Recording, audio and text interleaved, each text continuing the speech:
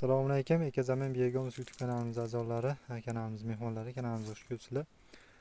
Akalar, bugungi videomiz yana ish jarayonidan bo'lyapti. Hozir California omilchi o'lchanglarni oladigan akalarimiz bir ikkitalar shundan savollar keldi. Hozir shularni video qilib joylashga qaror qildik. Shularga savollarga javob qilib, o'zlariga ham aytib tushuntirdik. Ana nima qilishdi. Savollardan biri mana shu cho'lchanglar olganimizdan keyin qanday tezroq ko'paytirsak bo'ladi deb so'rashyapti. Ularga tushuntirdik, mana qilib ko'paytirasizlar, ko'paytirish yo'llarini aytdik.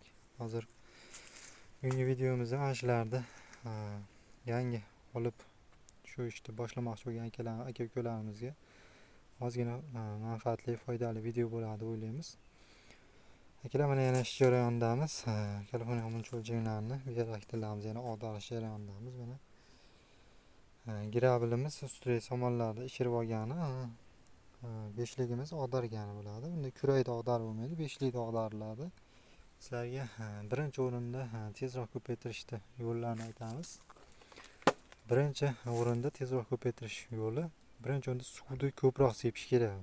Beraktirimizga suvlarni ko'proq sepish kerak, namligi zo'r bo'lishi kerak, namligi kuchli bo'lishi kerakda. Namligi pasayib ketmasligi kerak. Namligi pasayib ketsa, cho'lchanglarimizni ozuqa yeyishi ham, ko'payishi ham sustlashib qoladi. Shuning uchun namligi qancha yaxshi bo'lsa, shuncha cho'lchanglarimiz tezroq go'nglarimizni yeb, begomizlarimizni ishlab chiqarib, shuncha rivojlanishga harakat qiladi. Bular ham tuxumlarda ham chala begomizga nima qiladi? Tuxum qo'yadi. Oddiy go'ngga, yangi tashlangan go'ngga bular tuxum qo'ymaydi. Chala begomiz holati kelayotgan go'ngimizga bular tuxumlarni, lichinkalarni qo'yadi.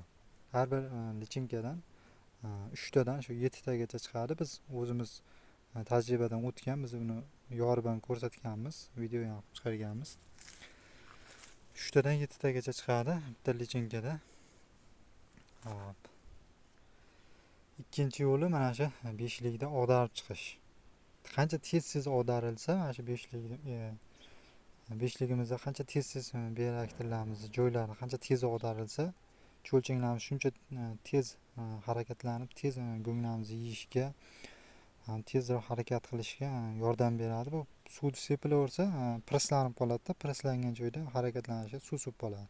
Shuning uchun tez og'darilsa, mana shu beshligimizda biz har go'ng tashlayotganda ham, go'ng tashlab bo'lgandan keyin ham uzoq bir haftada, masalan 3 kun yo 4 kunda bir og'darib chiqamiz. Chunki tezroq begimiz tayyor bo'ladi, ham cho'lchanglarimiz tezroq ko'payadi. Shuning uchun tez og'darib chiqamiz. Shunday qilib tez og'darib chiqsalar, ikkinchi yo'li mana shu. Uchinchi yo'lni aytamiz. Uchinchi usullardan biri bularga tarvuz, qovun, shunga o'xshagan shirinliklarga o'ch bo'ladi bular. Qovunlar sotyapti hozir, mol qo'ylarga deb Telegram gruppalarimizga kelyapti. Mol qo'ylari uchun deb laboda sotishyapti. Imkon qadar agar ortiqcha pul bo'lsa, shu bitta laboda olib kelib, ikkita labodan joyingizga qarab, shu qovunlar ikkiga bo'lib, shuni tashab chiqsangiz, shirinlikka juda ham o'ch bo'lishadi. Shularni shirinlikni tezroq yeb, shu qovundan ham yeb, tezroq ko'payishga yordam beradi. Shu qovunlar ham, tarvuzlar ham, po'choqlar. Cho'lchanglarimiz ko'payishiga ancha yordam bo'ladi. Bu ham bizning tarjimamizda o'tgan. Biz ham oldin shuni qilardik, hozir ham qilyapmiz. Kelasi uydan chiqqan po'choqlarni ham shunga tashlaymiz. Po'choqlarni juda ham tez nima deydi? Bular sevimli ozuqasi, bular po'choqlar shirinlikka o'ch bo'ladi. Shunaqa qilib berilsa, tezroq cho'lchanglarimiz ko'payishiga yordam bo'ladi. Ko'pchilik yana videomiz ozgina cho'zilyapti, ming bor uzr. Ustiga mana bunday qilib g'ozon tashlamaydi ko'pchilik. G'ozonga somon tashlanmaydi, yo poxol tashlanmaydi, yo poxol, yo g'ozon, yo somon tashlash kerak. Biz hozir g'ozon ham, somon ham tashlaganmiz, poxol tashlamaganmiz. Bunga ustiga обязательно tashlash kerak. Tashlamasa agar quruq go'ng mana shu holatda tursa, bu tez qurib qoladi-da bu.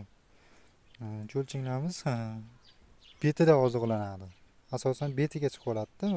Beraktilar betida oziqlanib, betidagi ozuqalarni ko'proq yeydi. Shuning uchun tez og'darish sababi ham shu ustidagi go'nglar tagiga tushib aralashib, tagdagilarni ham yeyishda maqsad. Og'darishdan birdan biri yo'li. Hop, ustiga обязательно somoya poxol tashlash kerak, g'ozon tashlash kerak. Qancha salqinlik kuchli bo'lsa, shuncha cho'lchaklarimiz tezroq harakatlanib, beraktirdagi go'nglarimiz, ozuqalarimiz tezroq yeb, tezroq ko'payishga yordam beradi. Hozircha shular. Bugungi videomiz ancha foydali bo'ldi deb o'ylaymiz. Kimgadir foydamiz, yordamimiz teggan bo'lsa, bundan xursandmiz albatta. Videolarimiz yoqqan bo'lsa, like bosib, kanalimizga obuna bo'lib qo'yasizlar akalar. Bugungi videolarimiz shulardan iborat edi. Sog' bo'linglar, salomat bo'linglar. Hammani ishlariga Alloh baraka bersin. Sog' bo'linglar, salomat bo'linglar.